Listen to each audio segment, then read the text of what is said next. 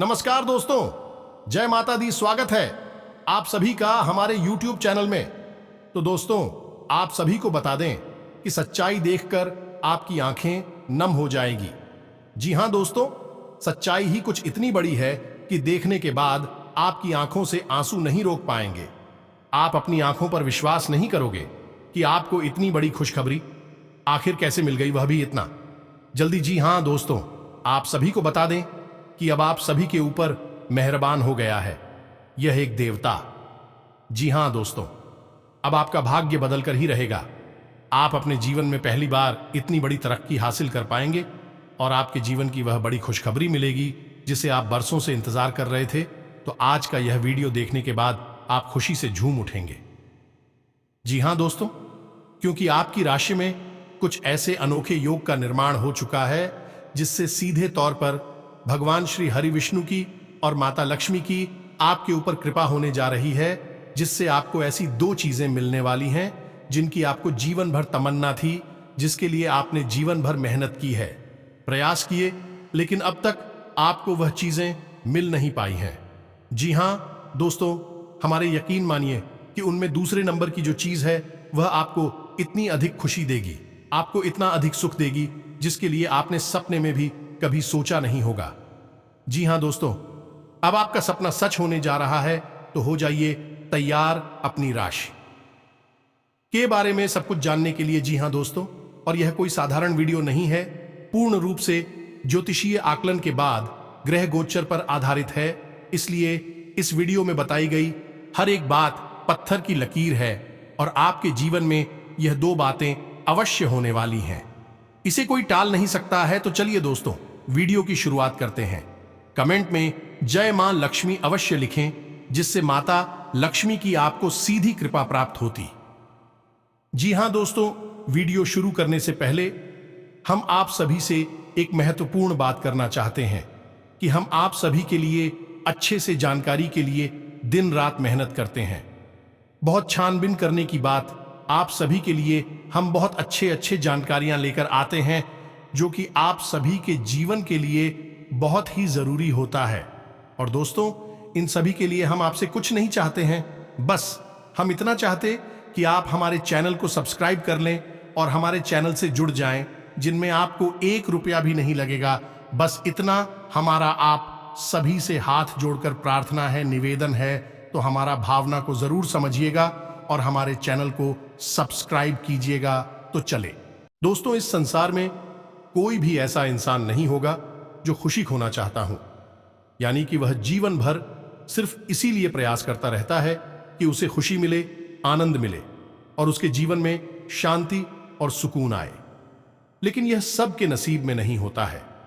कठोर परिश्रम के बाद भी सबको सुख प्राप्त नहीं होते हैं, खुशियां प्राप्त नहीं होती हैं, क्योंकि भगवान जिसे भी सुख देना चाहते हैं उसे सुख देते हैं और जिसे भी दुख देना चाहते हैं उसे दुख देते हैं। भगवान की लीला है, लेकिन इसमें भी कुछ गहरे राज हैं, क्योंकि सुख के बाद दुख और दुख के बाद सुख का एक पर चलता है। तो इसके लिए हमें भगवान हो या स्वयं को दोषी नहीं मानना चाहिए। यह तो दिन और रात के समान चलने वाला एकदम है। तो दोस्तों, जो भी कुछ हमारे जीवन में घट रहा है उसे भगवान की लीला मानकर है या भगवान की इच्छा मानकर स्वीकार कर लेना चाहिए और जीवन में आगे बढ़ जाना चाहिए। दोस्तों, इस बात को समझाने के लिए हम आपको एक बहुत ही सुंदर कहानी सुनाने जा रहे हैं। कहानी से आपको बहुत बड़ी सीख मिलेगी। तो दोस्तों, कहानी कुछ इस प्रकार है। एक बार एक नाविक कुछ यात्रियों को नदी से पार करा रहा था। जिन यात्रियों में एक साधु महात्मा भी बैठे हुए थे। तभी जब नाव नदी के बीचों बीच पहुंची तो नाविक ने चिल्लाकर सभी से कहा कि जिन जिन को तैरना आता है वह अपनी जान बचावे, नदी में कूद जावे। ऐसा सुनते ही सभी यात्रियों में खलबली मच गई। एक जान सबको ही प्यारी होती है, लेकिन साधु महात्मा चुपचाप बैठे रहे। तभी अचानक उन्होंने अपना एक कमंडल उठाया और नदी से जल भर भर कर नाव में डालने लगे। नाभि के जिस तरह, लेकिन कुछ देर बाद कुछ ऐसा संतुलन बना कि नाव स्थिर हो गई और नाविक ने सबसे कहा कि अब चिंता की कोई बात नहीं है, अब ना और नहीं डूबेगी।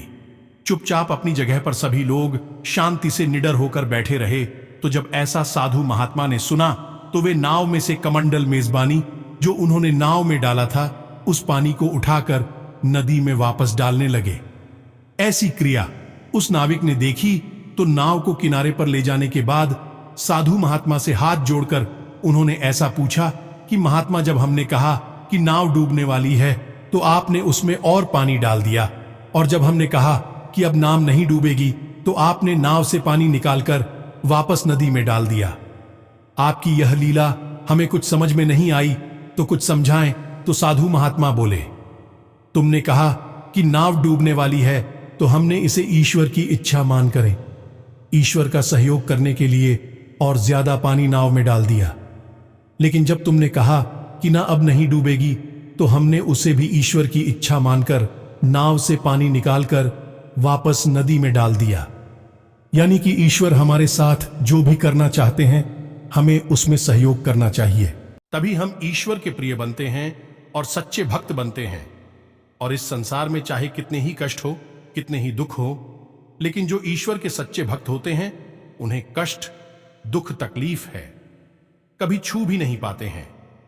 जी हां दोस्तों, तो आपसे भी हमारी यही विनती रहेगी कि आपके जीवन में चाहे भले ही कितने ही कष्ट क्यों न गुजरे हैं, आपने बहुत मेहनत क्यों रखी है, आपने कठोर परिश्रम किया है, जीवन भर सुख की तलाश की है, लेकिन आपको अब तक मनचाहा सुख प्राप्त नहीं हो पाया है, आपके कष्टों का अंत भी नहीं हो पाया है। जहां एक तकलीफ समाप्त होती है तो दूसरी नई तकलीफ सिर उठाने लगती है। आप एक समस्या निकालते हैं तो दूसरी समस्या खड़ी हो जाती है। आपको ऐसा लगता है कि जैसे आपका पूरा जीवन ही इस संघर्ष में गुजर जाएगा, तो ऐसा नहीं है दोस्तों। ईश्वर इन संघर्षों के माध्यम से आपको कुछ ना कुछ बताने की कोशिश कर रहे हैं, और तब भी यदि आपको कुछ खास समझ में ना आए, सिर्फ अंधकार ही अंधकार दिखाई दे, तो अपने जीवन की हर एक समस्या और तकलीफ को ईश्वर की इच्छा मानकर स्वीकार कर लेना है, लेकिन दुखी नहीं होना है। इसमें भी ईश्वर का धन्यवाद देना है कि हे प्रभु, अब मैं जो जीवन जी रहा हूं वह आपकी मर्जी से जी रहा हूं। तब ईश्वर भी आपसे खुश होंगे और आपकी हर एक दुख, कष्ट और तकलीफ को हर लेंगे। जी हां दोस्तों, इस संसार में तकलीफ किसको नहीं है। हर एक इंसान पीड़ित है, परेशान है, और यदि आप गौर से समझने का प्रयास करें तो अपनी तकलीफ होगा। जिम्मेदार इंसान स्वयं ही होता है। कभी कभी इंसान ऐसे लोगों से सलाह ले लेता है जो सलाह देने के काबिल ही नहीं है, और कभी कभी इंसान स्वयं ही पथ भ्रष्ट हो जाता है और अपने रास्ते से भटक जाता है और ऐसे ऐसे क्रियाकलाप कर देता है जिनकी सजा वे जीवन भर घूमता रहता है। फिर वह कभी ईश्वर को दोषी मानता है, कभी भाग्य को दोषी मानता है। लेकिन इंसान यदि सतर्क होकर चली और भगवान की भक्ति में डूबा रहे और ईश्वर को याद करते हुए अपने हर एक कर्म को ईश्वर को समर्पित करता चले, तो उसे कभी कष्ट होगा ही नहीं, क्योंकि ईश्वर किसी के दामन में कष्ट नहीं डालते हैं। जी हां दोस्तों, हम जानते हैं कि आपने अपने जीवन में बहुत कुछ मेहनत करने के बाद हासिल करने का प्रयास किया है। आपने बहुत कुछ सीखा भी है। जी हां दोस्तों, आपने कई लोगों से धोखे से हैं, कई लोगों से आपने कई पीड़ा है, सही है। बाद में आप लोगों का सही आकलन करना भी सीख गए हैं।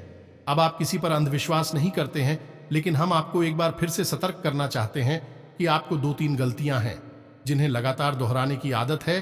तो आज नहीं तो कल आप उसे फिर दौड़ आएंगे, तो आपको उन आदतों को त्याग देना हो। अभी आपके जीवन में उन्नति और तरक्की होगी, आपके जीवन में विकास आएगा। जी हां दोस्तों, क्योंकि ईश्वर चाहे जितना ही आपके पक्ष में हो, आपको सब कुछ देना चाहे, लेकिन आप यदि लेने को ही तैयार नहीं होंगे तो ईश्वर आपको कुछ भी नहीं दे सकते। जी हां दोस्तों, याद रखिए कि ईश्वर स्वयं कभी आपके रास्ते में आकर कुछ भी आपको नहीं देंगे। ईश्वर तो किसी न किसी को माध्यम बनाते हैं। माध्यम कुछ भी हो सकता है, चाहे वह कोई धंधा या व्यापार होगा, चाहे वह कोई दूसरा इंसान होगा जो आपका मददगार होगा और आपको एक नई राह दिखाएगा। जी हां दोस्तों, इसके लिए आपको अपनी सद्बुद्धि कायम रखनी होगी और आपको अपने कर्म शुद्ध और स्वच्छ रखने होंगे। जी हां दोस्तों, तो 3 चीजें हैं जिनसे आपको हमेशा दूर रहना है। उन्हें हम पहले आपको बता देते हैं। कौन सी? वह तो चीज है जो आपको मिलने जा रही है, उनके बारे में भी आपको हम बताएंगे। तो दोस्तों, आपको अपने जीवन में कितना ही तकलीफ क्यों ना मिले, कितना ही कष्ट क्यों ना मिले, लेकिन आपको वैसे भी क्रोध नहीं करना है। जी हां दोस्तों, आपकी यह आदत बहुत बुरी है। आप गुस्सा बहुत जल्दी हो जाते हैं। यह कहे कि लंबी तकलीफ है, सहते सहते संघर्ष और कष्ट, सहते सहते आपके मन में गुस्सा कहीं दबा पड़ा है तो जरा सी चिंगारी मिलते ही वह भड़क उठता है और किसी अपने पर ही आपका क्रोध निकल जाता है, जिससे आपके रिश्ते भी खराब होने लगते हैं और आप एक भयंकर नकारात्मकता में गिर जाते हैं। तो आपको अपने क्रोध को जीतना होगा और आपको क्रोध को जीतने के लिए ईश्वर की भक्ति में जाना होगा। जी हां दोस्तों, भक्ति का मार्ग एक साथ एक मार्ग है। जो इंसान भक्ति में जीवन जीता है उसे कभी फिर क्रोध नहीं आता है।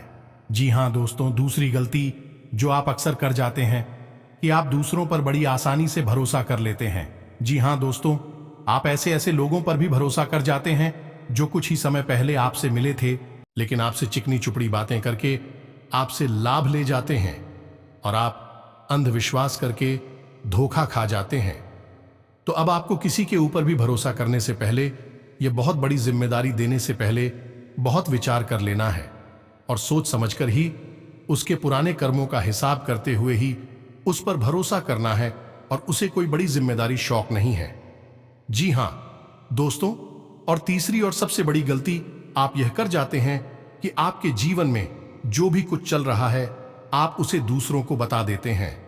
चाहे वह अच्छा समय हो, चाहे वह बुरा समय हो, चाहे आपको सफलता मिले या असफलता मिले, धन लाभ हो, रुपया पैसा आए या चाहे, आप सब कुछ दोस्तों को, अपने मित्रों को, अपने रिश्तेदारों को, अपने परिवारजनों को बताने लगते हैं। लेकिन दोस्तों, यह सही नहीं है। आपको अपने जीवन के बारे में सारे राज क्यों को नहीं बताने हैं, चाहे कोई कितना ही भावनात्मक रूप से आपसे जुड़ा क्यों ना हो। दोस्तों, हमारे पूर्वजों ने भी हमसे कहा है कि जोग जुगत और मंत्र उपाय फल है। दवाई जब करें तो इसका मतलब यह हुआ कि हमारे जीवन में जो भी घटनाएं चल रही हैं, जो भी घट रहा है, हमें जो मिल रहा है, जो हमसे छूट रहा है, वह केवल हमारी तक ही सीमित होना चाहिए। जब तक जरूरत ना पड़े, आवश्यकता ना हो, तब तक दूसरों को नहीं बताना चाहिए। तो हमारे जीवन में सद्गति प्राप्त होती है और हमें अच्छे फल प्राप्त होने लगते हैं। जी हां दोस्तों, याद रखिए दोस्तों कि हमसे जलने वाले भी हमारे बीच ही होते हैं, हमारे अपनों में ही छुपे होते हैं। और हम तो यहां तक कहेंगे कि हमारे सबसे बड़े दुश्मन भी हमारे अपनों में ही छुपे रहते हैं। हमने पहचान नहीं पाते क्योंकि हमारी आंखों पर भावनाओं के प्रति छड़ी होती है। फिर अचानक एक दिन जब पर उतरते हैं तो हम चौंक जाते हैं और हमें लगता है कि यह जीवन की काली सच्चाई है, लेकिन यह काली सच्चाई नहीं है। जीवन इसी तरह चल। दोस्तों, आपको भावनात्मक रूप से सतर्क रहना है। अपने गुप्त रहस्य किसी को भी नहीं बताना है। जब समय आएगा तो स्वयं ही लोगों को पता लग जाएगा। तो उम्मीद है दोस्तों कि आपने हमारी बातें समझ ली होंगे और आप इन बातों को अपने जीवन में अवश्य ही अपना आएंगे। अब हम आपको बताने जा रहे हैं कि भगवान श्री हरि विष्णु और माता लक्ष्मी आपके ऊपर कौन सी कृपा करने जा रही हैं और आपको कौन से विशेष लाभ प्राप्त हो रही हैं। जी हां दोस्तों, हम आपको बता दें कि अगले 24 घंटे में आपके जीवन में एक ऐसा विशेष योग बनने जा रहा है जिससे आपको धन लाभ के अवसर प्राप्त होंगे। जी हां दोस्तों, और यह स्थिति अगले 24 से 48 घंटे तक बनी रहेगी।